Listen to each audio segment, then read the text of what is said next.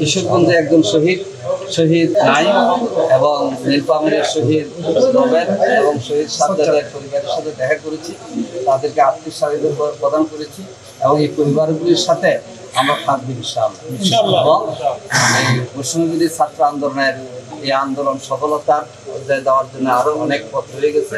আমরা আশা করি তারা যে আন্দোলনের সূচনা করে সেটা প্রথম ঘটিয়েছে, নতুন বাংলাদেশের সুন্দর বাংলাদেশ গঠন করার ক্ষেত্রে আমরা সম্মিলিতভাবে সবাই এগিয়ে যাবো। সংগঠনের পক্ষ থেকে আমরা নির্দিষ্ট করে বলিনি, তবে তারা তাদের প্রস্তুতি নেওয়ার ক্ষেত্রে আমরা সময় দিচ্ছি।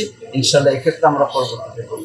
আমাদের সকল কাজ চালু করা, সেই কাজটা বর্তমান তত্ত্বাবধানে সরকার করে যাচ্ছে।